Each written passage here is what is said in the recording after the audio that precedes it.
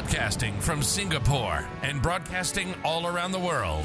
You're listening to the EdTech Chat Podcast, taking the pulse of educators from all over the globe and bringing what you need every week. Now, over to your host, Craig Kemp. Hello and welcome to episode 30 of the EdTech Chat Podcast. I'm your host, Craig Kemp, and I'm thrilled to have your support.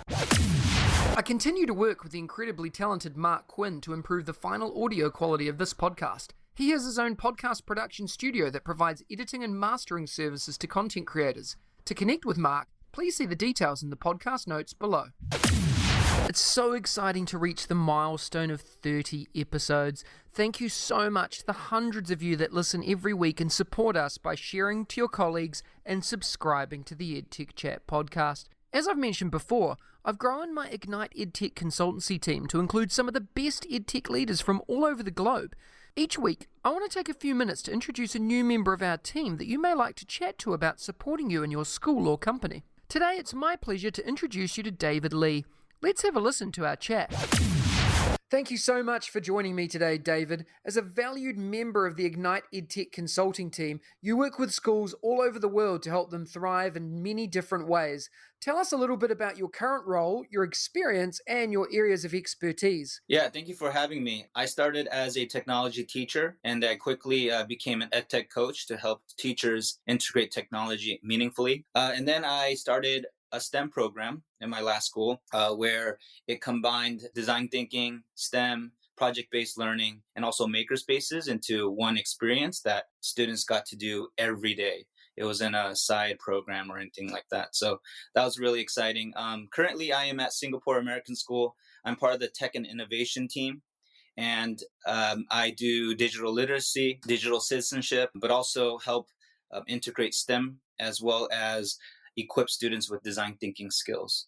A lot of project-based learning right now. Nice. Thanks for sharing, David. I see the work that you do on social media, and it's really inspirational. And I know you've got a book as well, and I know that's read by many people all over the world to sort of get them into that frame of mind, because it's a niche area of expertise that a lot of people don't have. And that's, I guess, the reason why people jump at your level of expertise as well. Right now in education, David, what are you most passionate about? I'm most passionate about basically equipping students with mindsets and competencies that I felt my education didn't really focus on. My education was really about just gaining knowledge. Looking back at it, I feel like that didn't really help me to be successful outside of the education system. It helped me to be successful somewhat in education, but leaving that system, you find that competencies, the 21st century skills that everyone talks about. Also, having specific mindsets that help you be innovative and help others be innovative as well. I think that's what I'm super passionate about, and also excited that education is moving towards that movement. Tell us about a time, David, when you helped others succeed and thrive. I would say in the past, with some of the consulting I've done, specifically with a school in the States, it's been really valuable to have a design thinking background and to really empathize with the school and gain a real context of the school, and then providing services for them, but really providing a tailor-made service that helps the school. How do you help schools as a consultant, and how would schools and edtech companies benefit from working with you? I think it goes back to that design thinking background, really understanding the context, where the company is or where the organization is at that moment, and then helping them develop and improve. I think consulting sometimes has a bad rap is when consultants come in, they educate people, and then they leave without understanding that context, and also not facilitating that sustainability piece. You want to have them continue to use those practices that you have introduced to them. Yeah, I couldn't agree more, David. A lot of the work that I know you and the rest of the Ignite EdTech team do is all about that sustainable approach to making sure that when we leave your school, that you can sustain it and continue it on and really thrive in the work that you're doing.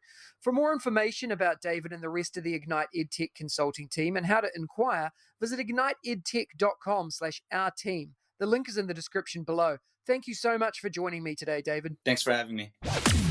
Thank you for your questions that you continue to send in. This week, I wanted to discuss one question from Alicia in Dubai.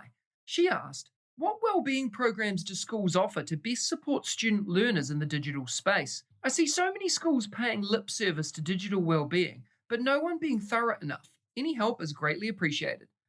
Thank you for your question, Alicia.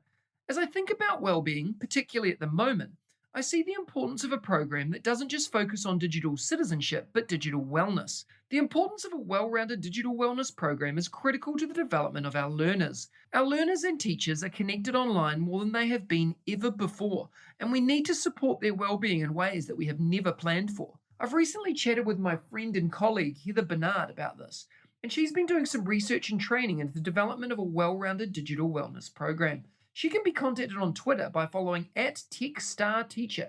I encourage you to connect and engage with her. Her link is in the description below. The other suggestion I have is to check out the company Clanbeat. They're a startup company out of Estonia who have developed an amazing app that helps support, track, and manage student wellbeing and make significant improvements during this. They're looking for schools to trial their solution and give them feedback that can inform development. For more, visit clanbeat.com and sign up for free today. I've seen several schools using Clanbeat of late with their middle school and high school learners, and it's proving to be extremely popular and rewarding. If you have a question that you'd like answered in this segment, please send it through to me. My contact details are in the podcast notes below. A tool that has positively impacted the authentic and purposeful use of technology into classrooms and meeting rooms that I have worked in is Canva. Over the past 5 years, I've used Canva to help easily create graphics and illustrations for my classroom, for presentations, and for my What is School chats every week. Canva is a graphic design platform used to create social media graphics, presentations, posters, documents, and other visual content. The app already includes great templates, or you can start from scratch on your own. The platform is free to use, but offers paid subscriptions like Canva Pro and Canvas for Enterprise for additional functionality. I highly recommend that you take a look at canva.com. The link is in the description below. Last week, we talked about EdTech companies and how to work with them for the greater good of education. If you're interested in learning more, go back and listen to last week's podcast episode. This week, I wanted to spend some time talking about the importance of taking time out from EdTech tools. As a teacher and EdTech leader, I'm an advocate for the authentic and purposeful use of EdTech tools to enhance learning and add value to every aspect of what we do. However, I'm so busy in all aspects of my life, just as you are in your school, that sometimes I need to stop, ask myself my why, and then reevaluate the tools I'm using. Sometimes this requires a reboot and a step back away from technology. Regularly, I do this both professionally and in personal life, even if it's just for a few hours. The act of taking a brain break from technology is something that's both mentally and physically rewarding, and I challenge you to give it a go. Don't get me wrong, I'm nowhere near perfect, but I'm giving it a good go. I try to be better every day and focus time and energy where it needs to be focused. I make sure that I take breaks away from devices so I can spend time with my family and friends and reconnect with what's important to me. Within a school, this includes ideas such as device-free days and device-free lessons, with an emphasis on learning. Happens everywhere, and devices are not the only way for us to learn and create. I love emphasizing and explicitly teaching creativity, both with devices and without. What do you do to explicitly teach creativity and provide opportunities for your students to be creative, while at the same time having opportunities to be tech-free for learning? I look forward to hearing from you soon. Each week, I bring you a short interview with some of my edu heroes, an engaging learning experience with someone who makes a difference in education every day, with a particular focus or angle towards educational technology. This week, I had the pleasure of chatting with Thomas Murray. Let's have a listen to the chat. Today, I have the honor of speaking with Thomas Murray. You might know him as @ThomasCMurray on Twitter with over 54,000 followers, and yes, he is blue tick certified. Thomas and I have been connected online for a long time now, and I'm constantly inspired by his tweets. Thomas is based in the US and serves as the Director of Innovation for Future Ready Schools in Washington, D.C. He has testified before the United States Congress and has worked alongside that body the US Senate, the White House, the US Department of Education, and state departments of education, corporations, and school districts to implement student-centered learning. Thomas, it's an incredible pleasure to have you on the show today. Are you ready to talk about education and technology integration? Craig, I'm looking forward to it. Thanks so much for having me on. It's a pleasure. Let's go.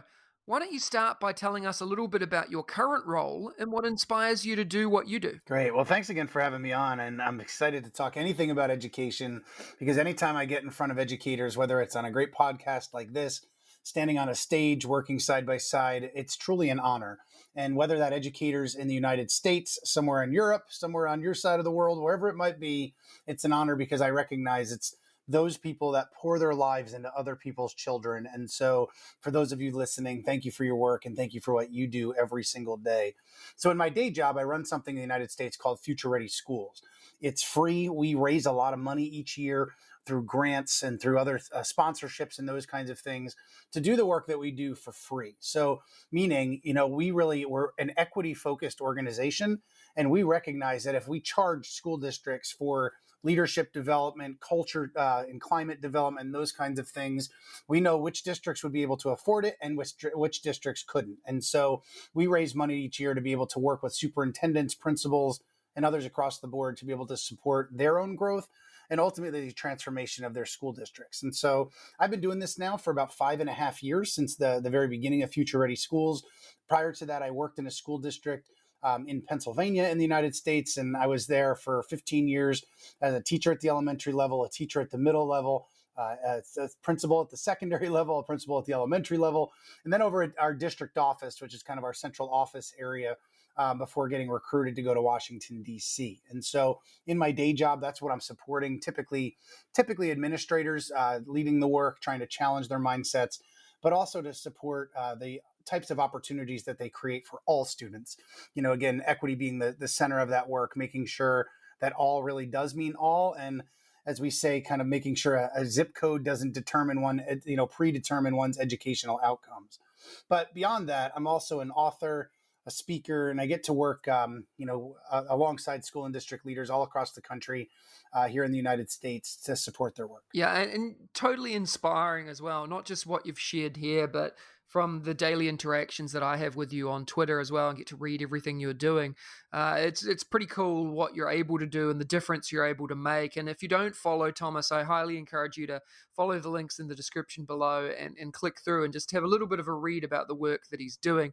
Thomas, what's your best advice for people listening today in relation to educational technology? Sure. So, I've been working with EdTech for as long as I can remember, truly, from when I very first started teaching, and I had a mentor across the hall that had these newer things called digital cameras, and we could take these pictures and then get them onto our computers, and then we could take pictures and put them in newsletters. And I laugh about it now because it was, decades ago at this point.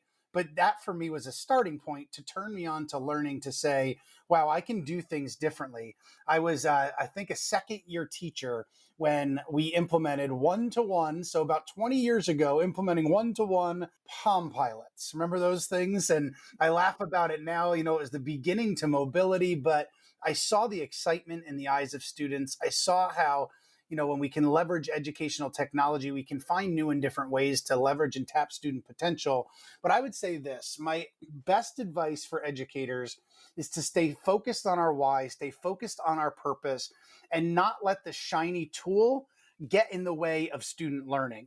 And there's often, stories I'll tell around that where I messed that up, where I did something because it was the new shiny tool, or I tried to make a tool fit some lesson because the tool was flashy and it was new and it was cool.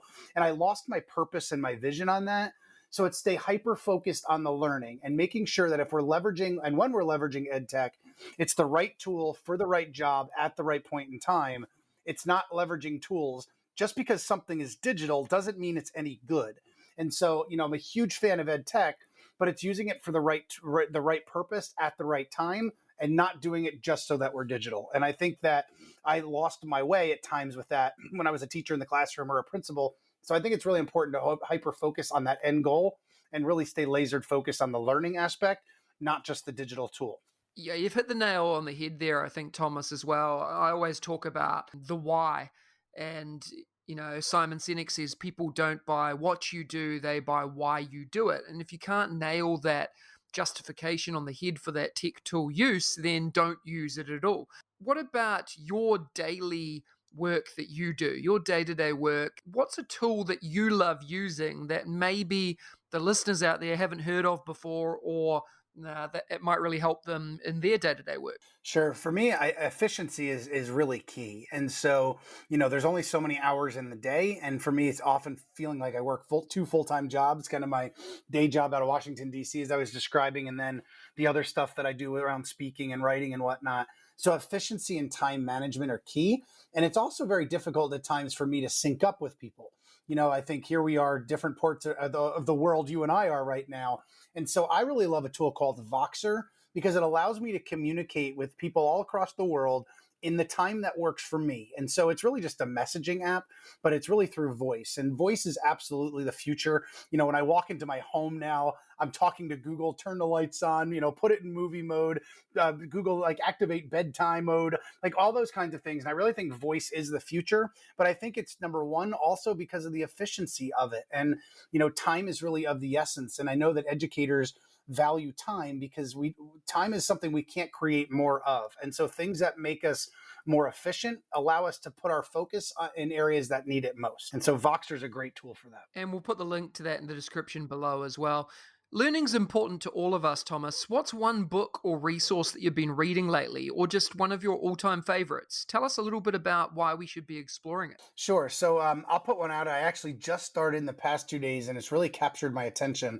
One of the things that's interesting is I actually read very few education books. And I know it sounds counterintuitive to somebody that's written a whole bunch of books for education in that space, but I really enjoy reading books that are not written by educators, but that I can learn a lot from. You referenced Simon Sinek earlier in The Why, and I've read a lot of his books.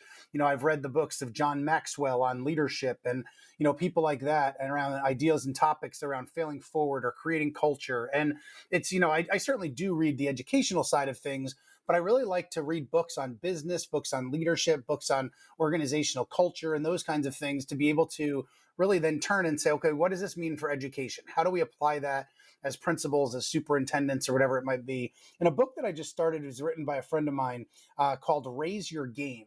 Now, Alan Stein Jr. is a friend of mine I just connected with in the last number of months. Alan has coached some of the greatest athletes in the world. He's been a coach to Kobe Bryant, to Kevin Durant, to Stephen Curry, to some of the household names in the NBA. And he is focused on this book of no matter where you are in your role, how do you raise your game? And it's really focused on things around mindset, controlling the controllables, and those kinds of things. And is it an education book? Nope. But is it 100% applicable to leading in a classroom or coaching teachers or whatever it might be? It absolutely is. And so my encouragement to educators or to those listening would be stretch your own comfort zones, because I think it's real easy, especially with books, especially with social media, as much as I'm a fan of all that stuff, to put yourself in an echo chamber where you're hearing the same messages over and over and over. And it doesn't mean that that message is wrong or that it's bad, but look at it from a different viewpoint, look at it from a different reference point, look at it from a different maybe cultural background, people that have different different ways of thinking than you do, different positions, different life experiences than you do, and it'll challenge you to be a better person. And so I would encourage people to look outside of the educational world there as well. And on top of all of this, you've written your own books, as you alluded to. What inspired you to write them, and why should we read them? Hey, I appreciate that question. And so, I'll focus I've been part of 5 different books. A handful of the books have been collaborations with other educators. And those collaborations have been to raise money for certain causes. We would dedicate a weekend or a couple of weeks to write a chapter and share those things out to raise money for teen suicide prevention and those kinds of things. But I'll focus on my last 2, which are probably my ones that are best known. Two books ago is a book called Learning Transformed. It's a bestseller with ASCD. I co-authored that with my good friend Eric Scheninger. That book was written, we wrote that book, we sat down to say, he and I both do a lot of the same type of work across the world, really, and it's working with school and district leaders on school transformation. And so that book was really big picture from research to practice. What are the big bucket areas? We call them 8 keys to designing tomorrow's schools today. And what are some of the big bucket areas? And what's the research behind why we need to change them? And then ultimately, what does it look like in practice? And so sometimes it's funny, I'll work with a school district and a superintendent will say, hey, should I buy that book for every teacher? And I almost laugh and say, listen, you're never going to hear this from an author, but not that one. No, like that book is not intended, because it's very high level. It's very about systems change. And it doesn't mean your average second grade teacher, couldn't run with it by any means. And it's certainly not supposed to be a demeaning comment. It's just much drier and research based than the average, say, classroom teacher is looking for or wants to read. It's really research to practice. Whereas my last book, Personal and Authentic, actually seems like it's a completely different author, because it's very much, I wrote that narrative and story. It taps a lot of emotion in people, from what I've told, what I've seen, the comments that I see on social media, where I share a lot of even life experiences and ask, kind of what's some of the, inspiration behind it. So for instance, I'll just tell one piece to Personal and Authentic. My daughter was born with very significant food allergies, to the point that we almost lost her multiple times because of sesame was actually her top allergen. So you think breads, crackers, those kinds of things. Well, through some cross-contamination at times, like we had hospital visits, EpiPens, worried about losing her, worried about her breathing. And so part of the reason I share that is, if my daughter walked into the classroom and looked at you, you would have no idea looking at her that that's something that's a daily struggle for her. That's something that's always on her mind. It's really become a way of life. And so I share a story in Personal and Authentic about how, my daughter had 35 days missed of school, 19 days tardy in about 15 months. And sometimes in working with educators, I'll ask them, so like, what are some judgments that we might make if we just look at the data?